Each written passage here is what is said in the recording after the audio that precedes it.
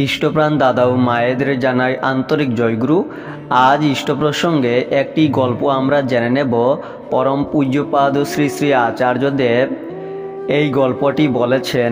খুবই গুরুত্বপূর্ণ, আমাদের সকলের জন্য গুরুত্বপূর্ণ একটি ভিডিও। অবশ্যই শেষ পর্যন্ত দেখবেন। এক দাদার জীবনের বিভিন্ন সমস্যার সমাধান দিতে গিয়ে বিভিন্ন সমাধান দেওয়ার পর এই গল্পটি তিনি সেই দাদাকে বললেন। তিনি বলেছিলেন, একটা গল্প বলি। অনেক দিন আগে এক দাদা এসে বললেন, আমার 4 বছরের ছেলে অকালে মারা গেল। আমি ঠাকুর ছেড়ে দিয়েছি তারপর থেকে।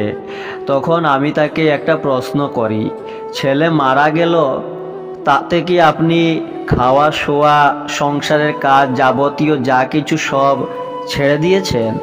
শুধু গুরুকে ছেড়েছেন। গুরু মানে গুরুত্বপূর্ণ যিনি, কিন্তু আপনার কাছে সবচেয়ে ইম্পর্ট্যান্ট আপনি নিজে। সেটা ভালো কথা। আমি না থাকলে ধর্ম কি, কর্ম কি জানতাম? এই সংসারেই বা কি জানতাম না। কিন্তু নম্বর 2 কে ছিল? আপনার ছেলে আর গুরু। তার মধ্যে আপনি বেছে নিলেন মৃত ছেলের শোকটাকেই আগলে রাখবেন। গুরু সরে গেল জীবনের তালিকা থেকে। নম্বর 3 নিশ্চয়ই আপনার বউ। নম্বর 4 আপনার উপার্জন। নম্বর 5 আপনার লৌকিকতা, সামাজিক যা কিছু। 6 নম্বর 7 নম্বরে আসছে গুরু। আর আপনি বলছেন যে তোমাকে আমি ভালোবাসি, তবুও জীবন দুঃখময়। আপনার কর্মের তালিকার কোন জায়গায় আপনি দেখান যে জীবনকে সুখের করার জন্য আসল কাজটা আপনি করেছেন? আমরাও আগে তাকে রাখার কথা, তাকে রাখিনি। 2 নম্বর স্থানে তার জায়গাটাও রাখিনি। আর বলছি তুমি আমাকে দয়া করো। এটা কোন বিচার?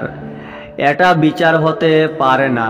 আমার জীবনের সবচেয়ে ভালোবাসার জিনিস তুমি হবে, এটা যতক্ষণ না সংকল্প করছি ততক্ষণ একে দোষ দিয়ে, ওকে আগলে ধরে, একে ঠেলে সরিয়ে একজনকে ছেড়ে অন্যের কাছে গিয়ে কোনো লাভ হবে না।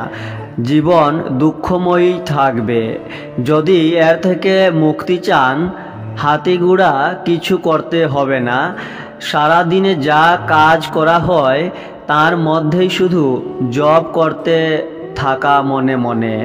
কিছু সময় পরে পরেই মনে মনে হুঙ্কার ছাড়ুন যে ঠাকুর, আমি তোমায় ভালোবাসি, তোমাকেই ভালোবাসি। 48 ঘন্টার মধ্যে মনের বদল টের পাবেন। চোখের সামনে দেখতে পাবেন আমি কি কি পারি আর কি কি পারি না, আমাকে জীবনের জন্য কি কি করতে হবে, কি কি করব না। মাত্র 48 ঘন্টার মধ্যে বুঝতে পারবেন জীবনটা কত সুন্দর। বারাসাতের ব্যক্তিটিকে উদ্দেশ্য করে শ্রী শ্রী আচার্যদেব বললেন, যাও, লেগে থাকো জীবনের কাজে। হয় না, পারি না, পারবো না, ভাগ্য দুর্ভাগ্য, মাস তিথি এসব মাথা থেকে বাদ দিয়ে ঠাকুর নিয়ে চলো।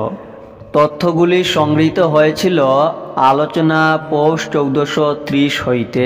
জয় গুরু।